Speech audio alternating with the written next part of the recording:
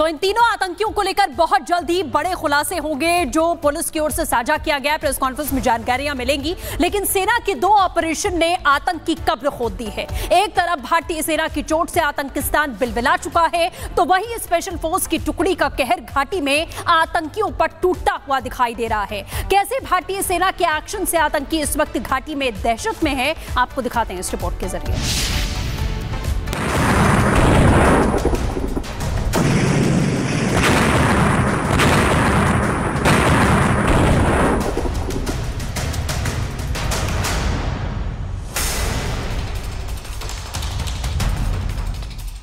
पहले ऑपरेशन सिंदूर और अब ऑपरेशन महादेव। सेना के इस 2 ऑपरेशन ने पाकिस्तान परस्त आतंकवादियों की कब्र खोद कर रख दी है।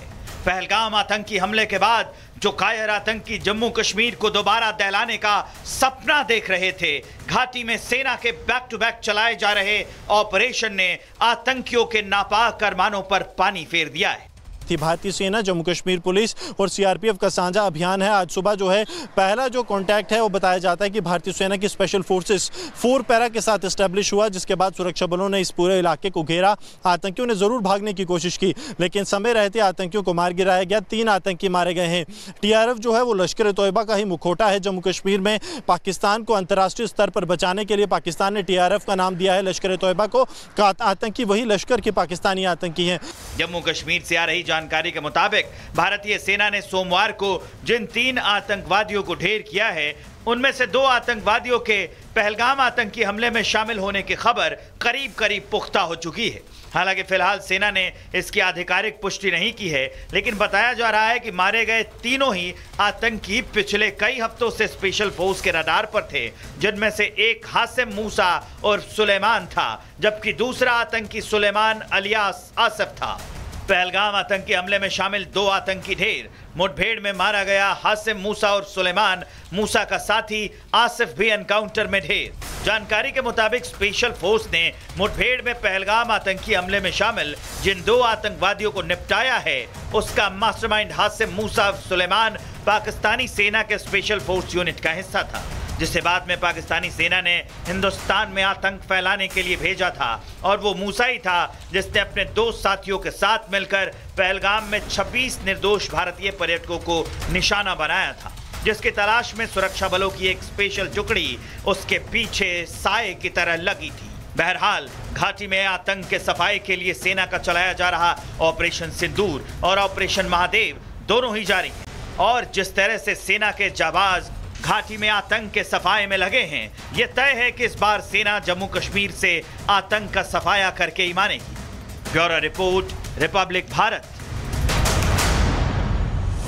शुरुआत बड़ी खबर से। ऑपरेशन महादेव पर सेना प्रेस कॉन्फ्रेंस करेगी। समय बदल चुका है। सेना की तरफ से बताया जाएगा पीसी का समय। जो जानकारी मिल रही है, सेना, जम्मू कश्मीर पुलिस और सुरक्षा एजेंसियों के अफसर मौजूद रहेंगे। ऑपरेशन महादेव में आतंकी मूसा समेत 3 आतंकियों को ढेर किया गया है। यह इस वक्त की सबसे बड़ी जानकारी आपको दे दें। 5 बजे का समय बताया गया था जब ऑपरेशन महादेव को लेकर जानकारी मिली थी कि सेना प्रेस कॉन्फ्रेंस करेगी, लेकिन फिलहाल प्रेस कॉन्फ्रेंस का समय बदल चुका है। अब सेना की ओर से जारी किया जाएगा समय। सेना बताएगी कि आखिरकार कितने बजे प्रेस कॉन्फ्रेंस होने वाली है, क्योंकि ऑपरेशन महादेव को लेकर महत्वपूर्ण जानकारियां सेना की ओर से साझा की जाएगी, जिसमें आतंकी मूसा समेत 3 आतंकवादियों को ढेर कर दिया गया है।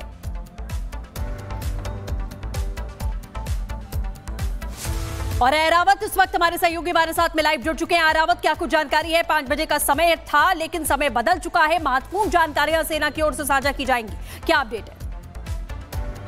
ऑपरेशन में और कुछ चेंज आ गए हैं। जिस तरह से हमने देखा, ऑपरेशन पहले सेंट्रल कश्मीर में ही ऑल चल रहा था, लेकिन उसके साथ साथ अब ये ऑपरेशन जो है, ऑपरेशन महादेव को जो है साउथ कश्मीर से भी जो है शुरू कर दिया गया है। इसके कारण जो है जितने भी ऑफिशियल्स है वो वही एनकाउंटर साइट पर जो है मौजूद है। तभी जो है ज्वाइंट प्रेस कॉन्फ्रेंस जो 5 बजे होनी थी, उसको फिलहाल अभी तक जो है पोस्टपोन कर दिया गया है। जो भी नया समय आ जाएगा इस ऑपरेशन खत्म होने के बाद ही अब पता चल पाएगा कि कब ज्वाइंट प्रेस ब्रीफिंग होनी है। फिलहाल हम उन्हीं जंगलों में मौजूद है जहां पर इस वक्त ये ऑपरेशन जो है लगातार चल रहा है। हम एक ऐसे सिक्योर पॉइंट पर मौजूद है जहां से हम रिपोर्ट कर सकते हैं, लेकिन लगातार हम देख रहे हैं किस तरह से जितने भी यहाँ के एंट्री और एग्जिट पॉइंट, चाहे हम सेंट्रल कश्मीर की बात करें या साउथ कश्मीर की बात करें, पूरे इस एरिया को जो है कंप्लीटली सील कर दिया गया है। और इसी के कारण जो है प्रेस कॉन्फ्रेंस को भी फिलहाल जो है पोस्टपोन कर दिया गया है, क्योंकि जितने भी जम्मू कश्मीर पुलिस के साथ साथ इंडियन आर्मी के ऑफिशियल्स है, कुछ ऐसी डेवलपमेंट्स दिखी है जहां से पता है ये भी लगाया जा सकता है कि किस तरह से इस पूरे इलाके को जो है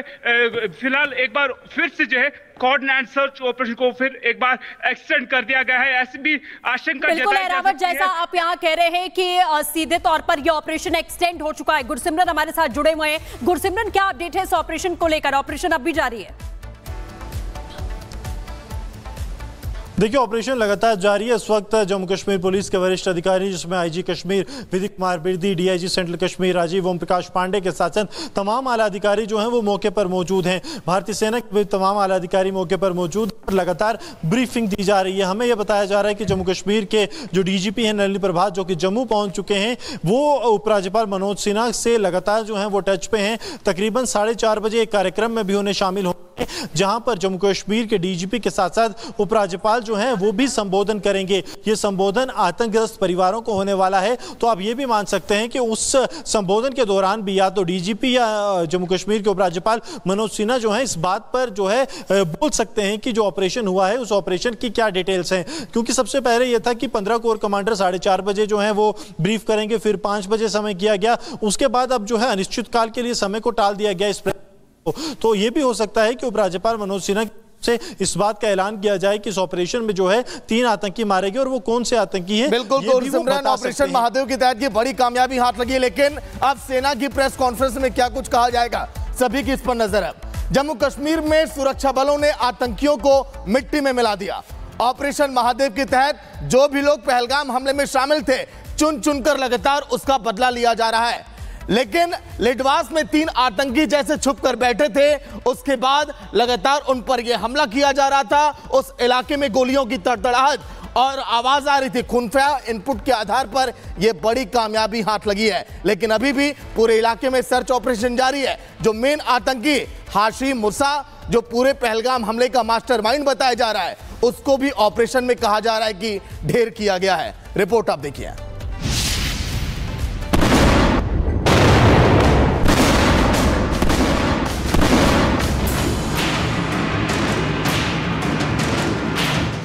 ऑपरेशन महादेव नाम आतंकियों का काम तमाम। वो दहशतगर्द जिन्होंने पहलगाम को दहलाया, वो आतंकी जिन्होंने एक एक पर्यटक को धर्म और नाम पूछकर मारा,